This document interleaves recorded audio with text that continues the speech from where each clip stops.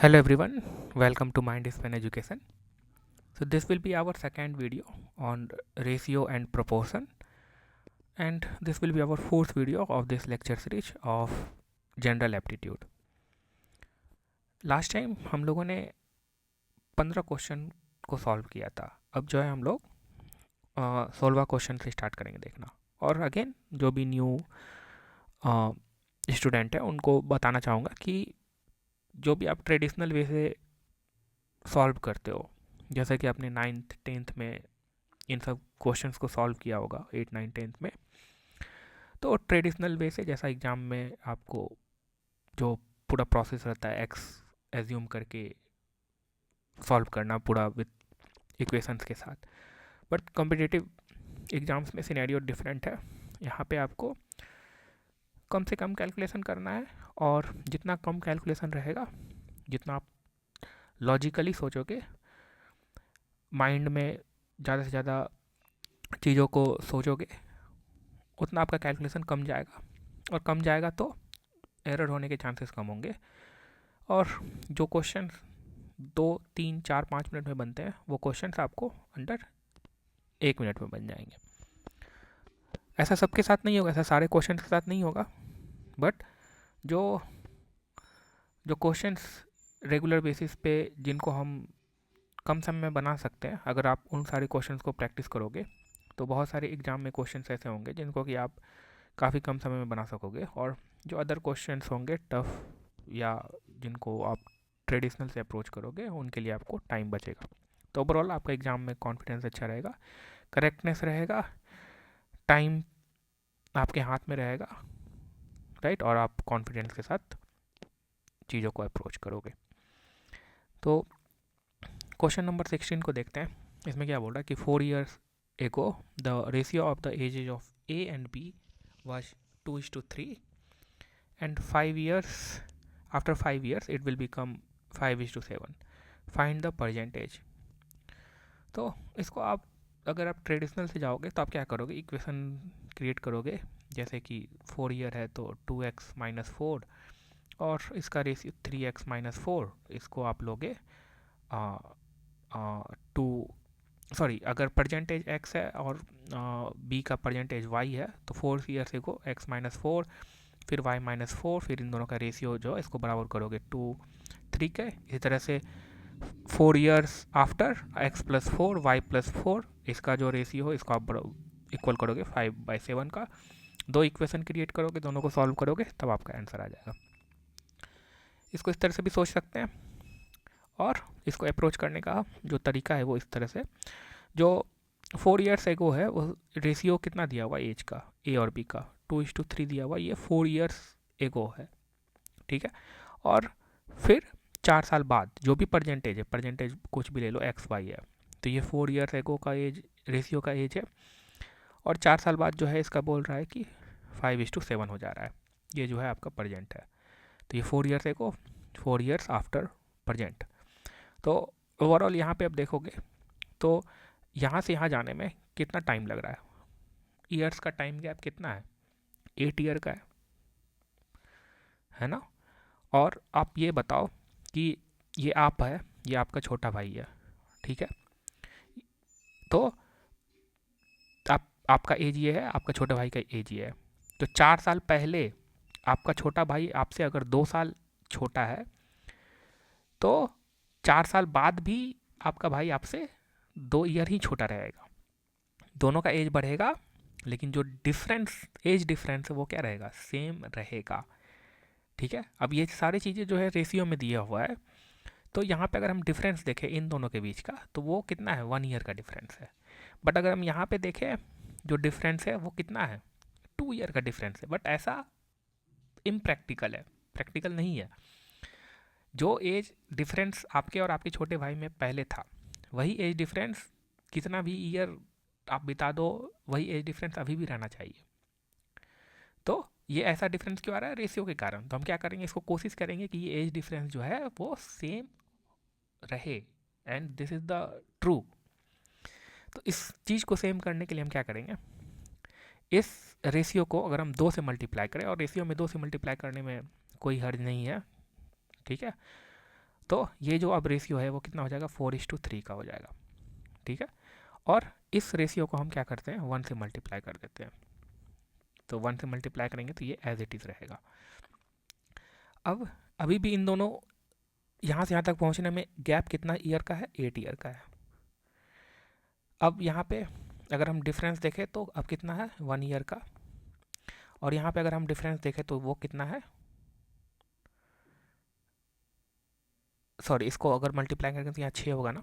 अब यहाँ जो देखिए यहाँ 2 ईयर का गैप है और यहाँ पे जो है आपका 2 ईयर का गैप है। तो जो एज डिफरेंस है वो 2 साल पहले का हो, 4 साल बाद का हो, आपके और आपके छोटे भाई में अभी भी अब सेम है, ठीक है। तो हम बोल सकते हैं ये जो रेशियो है अब बैलेंस है। अब देखो इस डिफरेंस को हम देख रहे हैं, जो ईयर्स का डिफरेंस है, जब जब यहाँ से यहाँ जब पहुँचे तो ये 8 साल लग रहा है, बट यहाँ पे कितना है, 4 है, यहाँ पे 5 है। तो ये जो डिफरेंस ये कितना है, इन दोनों डिफरेंस का रेशियो जो है कितना है, 1:1 है। तो हम यहाँ से ये बोल सकते हैं कि ये जो 1 पार्ट है यही 8 ईयर के इक्विवेलेंट है। ये जो 1 पार्ट है, ये जो डिफरेंस आ रहा है, ये जो 1 पार्ट है वही 8 ईयर का इक्विवेलेंट है, क्योंकि यहाँ से यहाँ तक पहुँचने में हमको 8 ईयर लग रहा है और इन दोनों के बीच का डिफरेंस कितना है, 1। तो ये जो 1 है वो 8 ईयर के इक्विवेलेंट है। तो ये 4 जो होगा वो कितने ईयर के इक्विवेलेंट होगा, 32 का। और ये जो 6 होगा वो कितने ईयर के इक्विवेलेंट होगा, वो 8 के 48 का, ठीक। बट ये जो एज था वो कब का है, ये 4 साल पहले का है, हमको प्रेजेंट एज निकालना है। तो हम क्या करेंगे, इसमें हम 4 जोड़ देंगे और इसमें भी हम 4 जोड़ देंगे तो हमको प्रेजेंट एज निकल जाएगा, ठीक है। तो इसका करेक्ट आंसर क्या हो जाएगा, 4 हो जाएगा। तो ये समझाना था इसलिए इतना टाइम लगा, अदरवाइज देखो कैलकुलेशन कितना सिंपल है।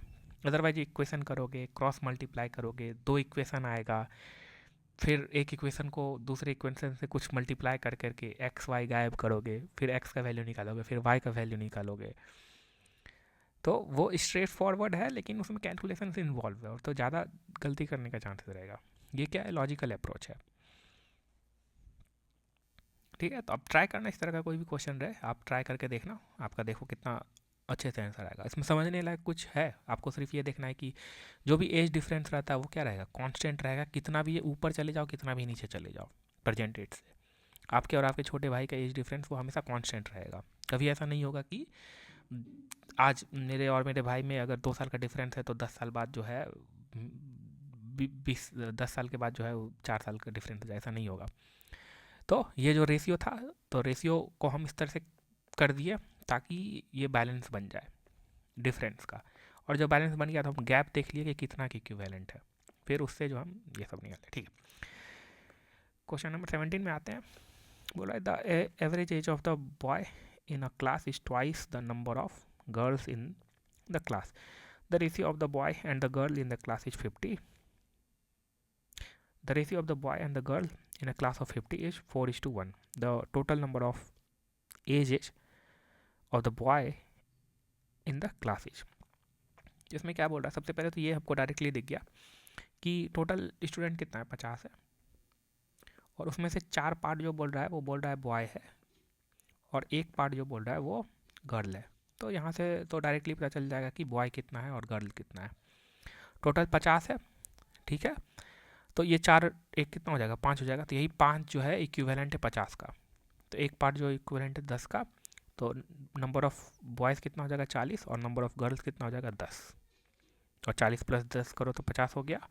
तो बॉयज़ का निकल गया काउंट और गर्ल्स का भी काउंट निकल गया। अब बोला कि the average age of the boy is in the class is twice the number of girl, number of girl तो निकला हुआ है, तो एवरेज एज ऑफ बॉय कितना हो जाएगा, वो twice of number of girls, तो 20। मतलब कि ऑन एन एवरेज हर एक लड़के का एज कितना है, 20 है, और ऐसा कितना लड़का है, 40 है। तो टोटल सम ऑफ एजेस कितना होगा बॉयज़ का, वही फाइंड करना है, तो 800। क्वेश्चन नंबर 18 में आते हैं। बोल रहा है the ratio of the age of the boy two boys is 5:6। After 2 years, the ratio will be 7:8, the ratio of their age after 12 year। तो सेम जैसा पहला क्वेश्चन मैंने सॉल्व किया था उसका मोर सिंप्लीफाइड वर्जन है। एक लड़का बॉय B1 है, दूसरा B2 है, उसका अभी जो एजेस का रेशियो दिया हुआ 5:6 दिया हुआ है। बोल रहा है आफ्टर 2 ईयर, मतलब 2 साल बाद जो है, 2 ईयर बाद इसका रेशियो जो है 7:8 हो जा रहा है। यहाँ पे आप देखो इन दोनों के बीच का डिफरेंस कितना है, 1 ईयर का है, और ये डिफरेंस हमेशा से रहेगा, 1 ईयर जितना है कांस्टेंट रहेगा ये डिफरेंस हमेशा। अभी भी जो ये डिफरेंस कितना है, 1 ईयर का, यानी कि ये चीज़ मेरा बैलेंस है। इस क्वेश्चन में ये चीज़ बैलेंस नहीं था तो हम इसको बैलेंस किए, ठीक है, ये बैलेंस है। अब जो है यहाँ पे दो, ये जो गैप है वो 2 साल का है, यहाँ जो ये गैप है ये भी 2 साल का है, ठीक है। तो यही जो 2 साल का गैप है वो इक्विवेलेंट है इस 2 ईयर का, ठीक है। तो यहाँ पे मेरा एज कितना आ जाएगा, आप 2 से मल्टीप्लाई कर दो, ये एज कितना आ जाएगा, 2 से मल्टीप्लाई करने के बाद 10, और ये एज कितना आ जाएगा 12, 5:6 है ना, तो 5 दूना 10, 6 दूना 12, ठीक है। अब यहाँ से बोला कि 12 साल बाद एज क्या होगा, 12 साल बाद एज यहाँ से क्या होगा,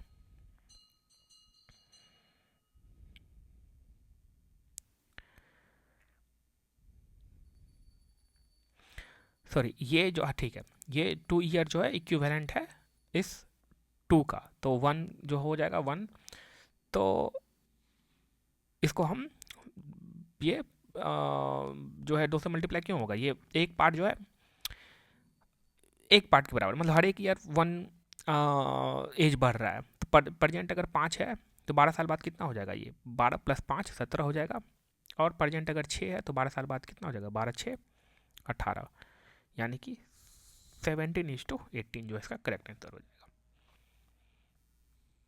ठीक है। और भी क्वेश्चन हम लोग देखते हैं, varieties of question, ratio and proportion पे।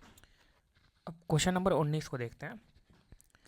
ये सेम टाइप का अभी जो हम लोग जस्ट अभी हम लोगों ने जो ये 18 किया, 16 और 17 किया, सेम टाइप का। तो वीडियो को पॉज करो, देखो, ट्राई करो कि इसका आंसर आप किस तरह से फाइंड करते हो। क्वेश्चन नंबर 19 का 20 भी काइंड ऑफ सिमिलर है। तो 19 में देखो आप क्या बोल रहा है कि the present age of A and B are in the ratio 5:6 respectively. After 7 years, the ratio becomes 6:7. Then the present age of A in years. तो कुछ नहीं, देखो सिंपल देखना है, अब बिना पेन उठाए इसको बना सकते हो। क्या बोल रहा है कि देखो यहाँ पे एज डिफरेंस देखो कितना है, 1 का है, यहाँ पे एज डिफरेंस देखो कितना है, 1 का है। ऐसा होना चाहिए था, अगर 2 पर्सन्स के बीच का एज अगर आज दोनों में जितना डिफरेंस है 10 साल बाद भी हम देखें तो उतना ही डिफरेंस रहना चाहिए, तो ये सही है, ठीक है। अब यहाँ से जो यहाँ पहुँच रहा है कितना साल में पहुँच रहा है, 7 साल में पहुँच रहा है, ठीक है। तो ये डिफरेंस देख लो कितना है, 6 में से 5 गया 1, और 7 में से 6 गया 1, ठीक है। तो यही जो 1 जो है वो 7 पार्ट के बराबर है, ठीक है। तो 5 जो होगा वो कितना पार्ट के बराबर होगा, 5 7 35, 6 जो है वो कितना पार्ट के बराबर होगा, 7 6 42। आपसे पूछा क्या है, the present age of the age, यही है प्रेजेंट एज ना, प्रेजेंट एज का जो रेशियो है वही है, तो यानी 35 और 42 जो है वो प्रेजेंट एज का रेशियो है बिटवीन ए एंड बी। तो आपसे ए का पूछा है तो ए का जो एज प्रेजेंट एज हो जाएगा 35 हो जाएगा। क्वेश्चन नंबर 20 क्या कैसे करेंगे, the ratio of the present age of the 2 boys is 3:4 after 3 years, the ratio of their ages is equal to 4:5, the ratio of their ages after 21 year will be। Same pattern पे question है, age difference देखो कितना है, 1 है ratio का, यहाँ पे ratio देखो और एज डिफरेंस देखो कितना है, 1 है, मतलब सही है, ऐसा होना चाहिए था और ऐसा है भी। यहाँ पे एज कितना साल का गैप हो रहा है, यहाँ पे आफ्टर 3 ईयर जो है ये जो है इतना बन जा रहा है, ठीक है। तो इस गैप को देखो, 4 में से 3 गया 1, 5 में से 4 गया 1, मतलब एक पार्ट जो है वो 3 के बराबर है, ठीक है। तो बोल रहा है रेशियो ऑफ देयर एजेस, तो परसेंटेज निकाल लो, अगर एक पार्ट जो है वो 3 के बराबर है तो 3 पार्ट कितना के बराबर होगा, 9 के बराबर, 4 पार्ट जो है वो 12 के बराबर होगा। अब ये परसेंटेज हो गया, परसेंटेज का रेशियो हो गया 9:12। 21 साल बाद पूछा है तो 21 जोड़ दो उसमें, तो 9 में 21 जोड़ोगे तो कितना होगा, 30 हो जाएगा, और यहाँ पे कितना था 12, 12 में अगर आप 21 जोड़ोगे तो कितना होगा, 33 होगा। तो इन दोनों के बीच का रेशियो कितना हो जाएगा 21 साल बाद, 30:33। तो इसमें ये कट जाएगा, तो 10 बार में ये 11 बार में, तो 10:11 जो है इसका करेक्ट आंसर हो जाएगा। ठीक है, अगर आप इस तरह से नहीं सोचते हो तो आप फिर क्या करोगे, इक्वेशन बनाओगे, इक्वेशन लिखा, क्रॉस मल्टीप्लाई किया, 2 इक्वेशन आया, एक को एलिमिनेट किया, फिर दूसरा को पुट किया, तो फिर आप वहाँ पे तक आंसर में पहुँचोगे। ठीक है, इसमें आपको पेन भी उठाने की ज़रूरत नहीं पड़ा। और भी क्वेश्चन हम लोग देखते हैं, और डिफरेंट डिफरेंट वेराइटीज़ के क्वेश्चन को देखते हैं। इस टाइप में मुझे नहीं लगता कि इस टाइप का अगर आपको आएगा तो अब आप आसानी से सॉल्व कर सकते। Question number 21, 3 numbers are in the ratio 5:7:12. If the sum of the first and the third number is greater than the second number by 50, the sum of the three numbers is. तो 3 number का आपको जो है ratio दिया हुआ है वो है 5:7:12. If the sum of the first and the third number is greater than the second number by 50. तो अगर इस रेशियो में देखो और जो स्टेटमेंट बोला उसको फॉलो करो, तो सम कर दो 5 और 12 को, कितना हो गया 17, और इसमें से सेकंड नंबर को घटा दो, यानी कि ये जो है 10 हो गया। और यही 10 जो है वो क्वेश्चन में बोल रहा है कि 50 है, यानी कि ये 10 पार्ट जो है वो 50 के बराबर है। तो एक पार्ट जो है वो कितना के बराबर होगा, 5 के बराबर।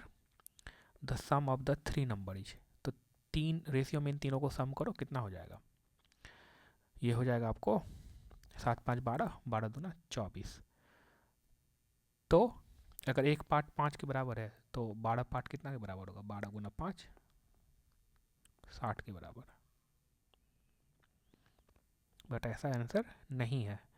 The sum of the 3 numbers is, ये कितना हो जाएगा 7 5 12 और 12 दूना 24। ठीक है, और यहाँ पे एक पार्ट अगर 5 के बराबर है तो यहाँ 24 पार्ट जो होगा तो 24 गुना 5 मतलब कि 120 के बराबर होगा। तो इसका जो करेक्ट आंसर होगा 2 होगा। 2 numbers whose sum is 84 cannot be in the ratio. अगर दो कोई नंबर है x और y, उनका सम जो है वो कितना 84 है, तो इसमें से कौन सा रेशियो जो है वो नहीं हो सकता है। सबसे पहली बात, अगर दो नंबर है और उनका सम जो है कितना है 84 है, ठीक है, कोई भी रेशियो होगा वो इस 84 को डिवाइड करेगा। अब जैसे कि देखो 7 5 12, 12 7 84, मतलब इस 84 को हम इस रेशियो में लिख सकते हैं, 5 पार्ट इसका और 7 पार्ट इसका। क्योंकि अगर इसको हम लिखें 5:7 के रेशियो में तो ये कितना हो गया 7 5 12। ठीक है, तो यही 12 जो है इक्विवेलेंट है 84 का, यानी कि एक पार्ट जो होगा वो कितना का इक्विवेलेंट होगा 12 से 84, यानी कि ये जो रेशियो है एक्चुअल रेशियो 35:49 का रेशियो है।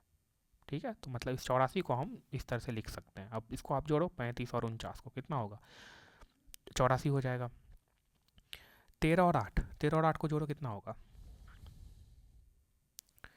21 होगा, और 21 जो है 84 का मल्टीपल है, यानी इसको भी हम लिख सकते हैं 3 1 4, ये भी 84 का मल्टीपल है। 3 2 5, 5 जो है वो 84 का मल्टीपल नहीं होगा, सॉरी 84 जो मतलब 5 जो है वो 84, 5 गुना 84 मतलब ऑब्वियसली इसको डिवाइड नहीं कर सकते आप 5 से, तो इस रेशियो 84 को जो है इस रेशियो में नहीं लिखा जा सकता है, और वही क्वेश्चन में पूछा गया था। The numbers are in the ratio, question number 23 में, the numbers are in the ratio 3:5. 2 numbers are in the ratio 3:5. If 6 is added to the each of the ratio becomes इतना। तो ये सेम जो हम लोग क्वेश्चन कर रहे हैं, क्या बोल रहा है कि 3:2 का कोई रेशियो, अब 6 साल बाद ऐड करो, जो एज वाला प्रॉब्लम तब जो हम लोग कर रहे थे।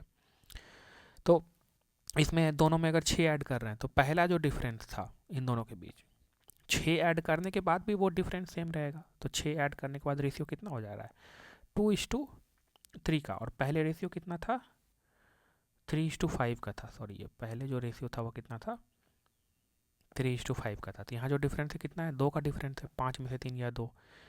अब दोनों में अगर हम 6 ऐड कर रहे हैं, दोनों में अगर 6 ऐड हो रहा है तो ये जो रेशियो है, तो इन दोनों के बीच जो डिफरेंस पहले था वो अभी भी रहेगा दो, क्योंकि दोनों में हम सेम चीज़ ऐड कर रहे हैं। बट यहाँ पे जो भी डिफरेंस है वो कितना हो जा रहा है, 1 का हो जा रहा है। तो इस चीज़ को पहले बैलेंस करो। बैलेंस करने के लिए क्या करोगे, ये जो डिफरेंस आया है इसमें 1 से मल्टीप्लाई कर दो और इसमें 2 से मल्टीप्लाई कर दो। अब न्यू रेशियो फाइंड करो, तो यहाँ पे जो न्यू रेशियो फाइंड होगा तो 1 से मल्टीप्लाई हो रहा था, ये तो 3:5 ही रह जाएगा। यहाँ पे कितना हो जाएगा, ये 4:6 हो जाएगा। ठीक है, अब यहाँ पे देखो डिफरेंस 2 का डिफरेंस है, 5 में से 3 गया, 6 में से 4 गया, 2 का डिफरेंस है। अब यहाँ से यहाँ तक पहुँचने में हमको कितना ऐड करना पड़ रहा है, 6 ऐड करना पड़ रहा है दोनों में, और यही जो है वो एक पार्ट के बराबर है। 4 में से 3 गया, एक पार्ट, यानी कि एक पार्ट जो वो 6 के बराबर। हमसे पूछा क्या है, द नंबर्स आर, तो 3 पार्ट जो होगा वो 18 के बराबर होगा, और 5 पार्ट जो होगा वो 6×5 30 के बराबर होगा, तो 1830 इसका आंसर है। क्वेश्चन नंबर 24 में आते हैं। बोल रहा है the sum of the 3 numbers is 540, the ratio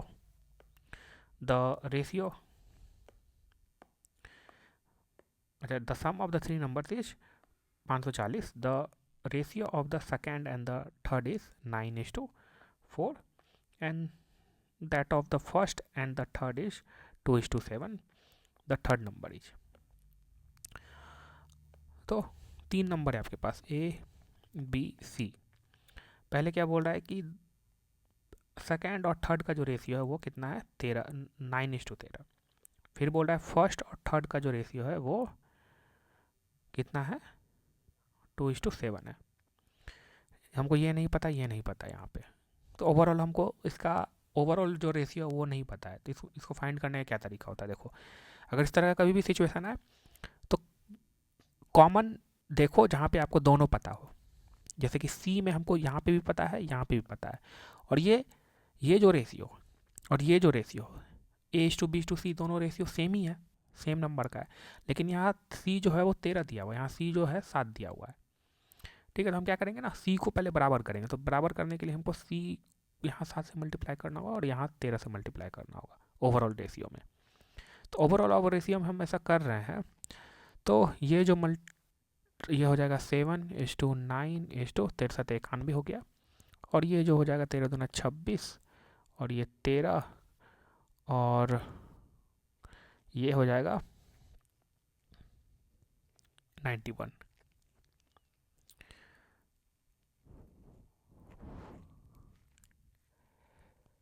यहाँ पे ये 63 होगा ना, सॉरी ये 63 होगा, और 13 दूना 26, ये ठीक है। तो ये दोनों रेशियो जो बराबर होना चाहिए। तो ये अगर x है यहाँ पे, अगर आप ये y है, तो ये कितना हो जाएगा 7x, ये 13y। ठीक, अब दोनों रेशियो बराबर, ये तो बराबर हो गया, यही जो 13y होगा वो 63 होगा, और 7x जो होगा वो 26 होगा। मतलब ओवरऑल रेशियो जो आपका हो जाएगा 26:63:91 का।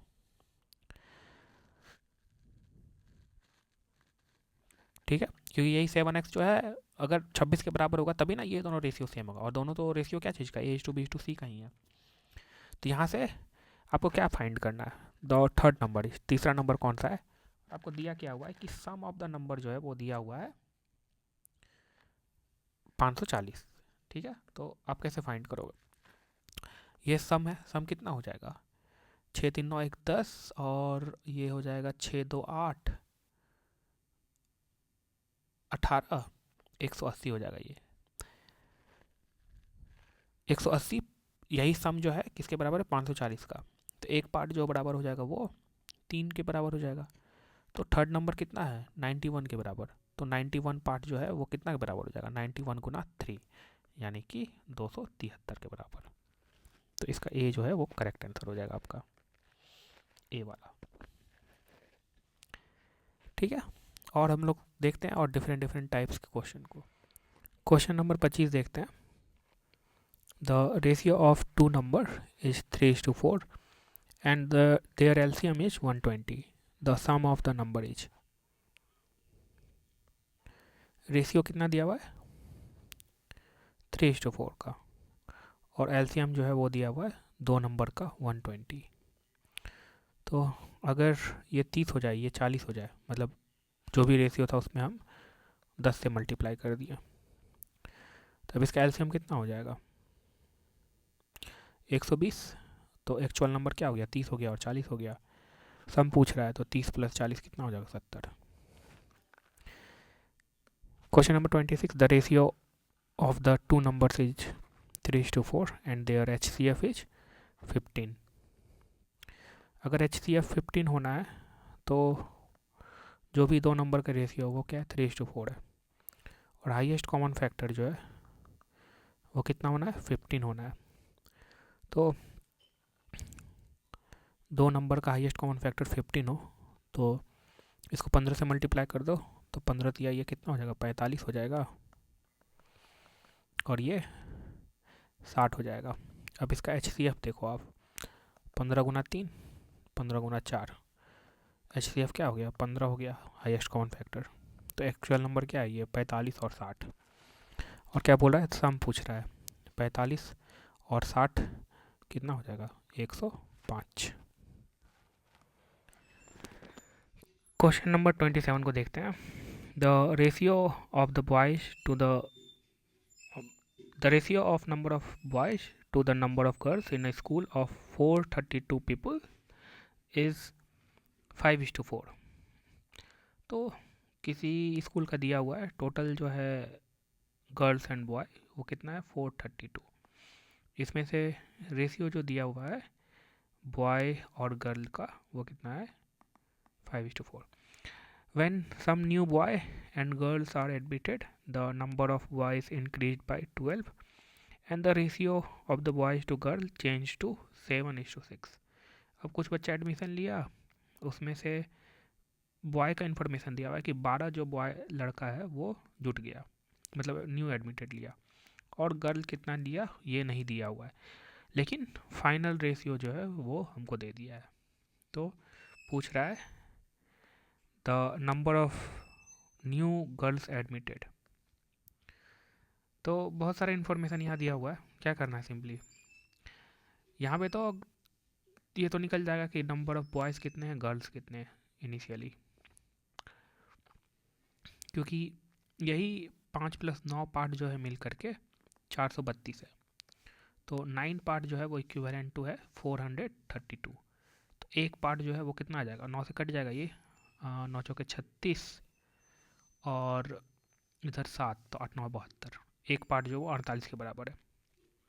तो ये 5 पार्ट कितना के बराबर होगा गुना 5 कर दो, तो ये 240 हो गया, मतलब टोटल बॉयज़ कितने आ गए 240।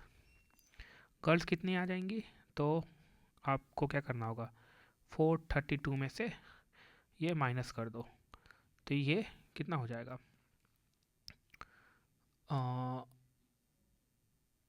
192 जो हो जाएंगी वो गर्ल्स हो जाएंगी। अब जो है इसमें ये प्लस 12 बढ़ जा रहा है, यानी कि 240 और 12 ये कितना हो गया 252, यही जो है 7 पार्ट के बराबर है। मतलब हम बोल सकते हैं कि 7 पार्ट जो है वो क्या है 252 है। तो एक पार्ट क्या होगा ये भी कट जाएगा, हमको लग रहा है 7 या 21 और 7 के 42, एक पार्ट जो है 36 के बराबर है। तो हम यहाँ से निकाल लेते हैं 6 पार्ट कितना के बराबर होगा गुना 6, तो ये कितना हो गया 6 के 36 और 6 18 और 3 21, 216 के बराबर। यानी यहाँ पे गर्ल्स जो हो गई वो कितना हो गई 216, यहाँ पे कितना था 192। तो कितने नंबर ऑफ गर्ल्स यहाँ पे जुटेंगी, इधर 8 बच गया, इधर 16, 16 और 8 24, तो 24 गर्ल्स को जोड़ दो, तो 24 न्यू गर्ल्स जो है वो एडमिट हुई है। तो इसका आंसर 24 होगा।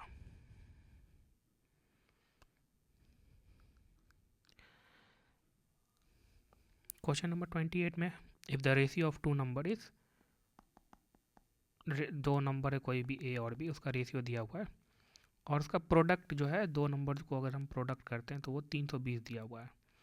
Then the difference between the square of these two number, सबसे पहले तो ये दो नंबर निकालना पड़ेगा एक्चुअल में है क्या, बट उनका प्रोडक्ट का दिया हुआ बोला कि 320 है। तो इस प्रोडक्ट को अगर हम इस रेशियो के टर्म्स में रिप्रेजेंट कर दें तो मेरा बात बन जाएगा। सिंपली कुछ मत करो, इसको आप एलसीएम लेकर के इसको फैक्टर्स को देखो, फैक्टर्स को देखोगे उस फैक्टर से ही आपको पता चल जाएगा इसमें क्या मल्टीप्लाई करें ताकि 320 मिल जाए हमको। तो कुछ नहीं दिख रहा है तो आप सिंपली क्या करो इसके फैक्टर्स देखो, 320 का एलसीएम लो छोटा छोटा फैक्टर्स जो है तो उसको देखो कितना हो जाएगा। इसको अगर हम 5 बार में लेके जाते हैं तो 6 पंचे 30, पंच और फिर 8 64। तो देखो ये 5 है, यहाँ पे 5 है, ठीक है। तो 5:64 नहीं कर सकते हैं, क्योंकि हाँ ये कर सकते हैं 8 पंचे 40, यानी कि इसको 8 से मल्टीप्लाई कर दो, ठीक है, पूरा रेशियो को। तो ये 8 हो जाएगा और ये 40 हो जाएगा। 8 पंचे 40 और ये 8, ठीक है, 8 से मल्टीप्लाई कर दिया। तो ये 8 चौके 32, 320 अब आ रहा है, यानी एक्चुअल नंबर जो होगा एक पहला 8 होगा, दूसरा 40 होगा। और रेशियो जो है वो भी मेंटेन है 1:5 का। तो क्या बोला, then the difference between the squares of these two number, square कर दो तो यानी कि 8 64 माइनस 1600। तो इसका 64 में 1600 में से 64 गया तो कितना हो जाएगा, 1532 36। तो 1536। Question number 29, a mixture contains spirit and water in of 3:2. If it contains 3 liter more spirit than water, the quantity of the spirit in mixture. तो कोई मिक्सचर है उसमें स्पिरिट और वाटर का जो रेशियो दिया हुआ है वो 3:2 का दिया हुआ है। क्या बोल रहा है कि जो स्पिरिट है वो 3 लीटर ज़्यादा है वाटर से। तो यहाँ पे अगर इस रेशियो में देखोगे तो स्पिरिट जो है वो 1 लीटर ज़्यादा है वाटर से। तो यही एक पार्ट जो है वो 3 लीटर के इक्विवेलेंट है, ठीक है। तो क्या बोल रहा है कि then the quantity of spirit in the mixture, तो जब एक पार्ट वो 3 के बराबर है तो 3 पार्ट जो है वो किसके बराबर होगा, 3 गुना 3, दैट मीन्स कि 9 पार्ट के बराबर होगा। क्वेश्चन नंबर 30 क्या बोल रहा है कि 49 kg of blended tea contains Assam and Darjeeling tea in ratio 5:2, then the quantity of Darjeeling tea to be added to the mixture to make the ratio of Assam to Darjeeling tea 2:1। ठीक है, 49 kg टोटल टी है, mixture of tea है, जिसमें कि Assam T है और Darjeeling T है, और इसका रेशियो दिया हुआ है 5:2 का। अब क्या बोल रहा है कि कुछ क्वांटिटी दार्जिलिंग टी का मिक्स करता है, तो ये क्वांटिटी मिक्स करने के बाद जो ओवरऑल टी का रेशियो है वो 2:1 आ जाता है। तो एक चीज़ यहाँ पे ये गौर करने वाली बात है कि आसाम टी में कोई भी चीज़ मिक्स नहीं कर रहा है, मतलब आसाम टी में किसी भी तरह का जो भी मिक्स किया जा रहा है इस रेशियो के बाद वो दार्जिलिंग टी ही मिक्स किया जा रहा है। तो जो फाइनल रेशियो रहना चाहिए था उसमें आसाम टी, पहले जो था आसाम टी, अगर बाद में आसाम टी को सेम कर दें तो कुछ नहीं करना। इसके लिए आप क्या करो, इसको 5 से मल्टीप्लाई कर दो इस रेशियो को, और इसको इसको 2 से मल्टीप्लाई कर दो, इसको 5 से मल्टीप्लाई कर दो। तो अब रेशियो ये कितना हो जाएगा, 10:4 का हो जाएगा, और दार्जिलिंग टी ऐड करने के बाद ये रेशियो 10:5 का हो जाएगा। तो ये आसाम टी 10 यहाँ पे भी है, 10 यहाँ पे भी है। तो दार्जिलिंग टी कितना पार्ट का ऐड हुआ है, 1 पार्ट का ऐड हुआ है, ठीक है। फाइंड क्या करना है, then the quantity of the Darjeeling tea to be added, तो कितना दार्जिलिंग टी जो है वो ऐड किया गया है। तो यहाँ पे अगर देखो तो एक इन्फॉर्मेशन और दिया हुआ है कि टोटल जो आपका 49 kg है, यानी कि 10×14 kg जो है वो 49 के बराबर है। तो एक पार्ट जो बराबर होगा वो किसके बराबर होगा, 49 डिवाइडेड बाई 14, यानी कि 14 तिया 42 और 14 पंचे 70, 3.5 kg। क्वेश्चन नंबर 31 आते हैं। ये 31 आप लोग ट्राई करना, ठीक है। इसको अब हम जो रेशियो और प्रोपोर्शन का कुछ और क्वेश्चन करवाएंगे, 5-10 क्वेश्चन और करवाएंगे, 10 क्वेश्चन मान लो कि और करवाएंगे। उसके बाद से फिर हम नेक्स्ट वीडियो में परसेंटेज का जो है क्वेश्चन से स्टार्ट करेंगे। तो अभी तक हम लोगों को कौन कौन सा चैप्टर कंप्लीट हो गया, एवरेज में हम लोगों ने किया अच्छा खासा क्वेश्चन, रेशियो प्रोपोर्शन में कल 10 क्वेश्चन और कराएंगे, प्लस परसेंटेज का स्टार्ट कर देंगे और परसेंटेज जो है आपका स्टार्ट होगा। परसेंटेज के बाद हम लोग क्या बताएंगे, प्रॉफिट एंड लॉस। उसके बाद से फिर बताएंगे सिंपल इंटरेस्ट, साधारण ब्याज। उसके बाद से फिर कंपाउंड इंटरेस्ट बताएंगे और इसमें ही डिस्काउंट वगैरह कवर कर लेंगे, प्रॉफिट लॉस ये सब में। उसके बाद से ठीक है, फिलहाल इतना ही जो है कवर करवाएंगे। उसके बाद से फिर जैसा जैसा टॉपिक आएगा उसको हम कवर करवाते जाएंगे। ठीक है, तो आई होप कि आप लोगों को ये वीडियो हेल्पफुल लग रहा होगा। अगर हेल्पफुल लग रहा है तो ज़रूर अपने दोस्तों के साथ शेयर करें, और इस चैनल पे अगर आप न्यू हैं तो इस चैनल को सब्सक्राइब करें और वीडियो को एटलीस्ट लाइक ज़रूर करें। धन्यवाद।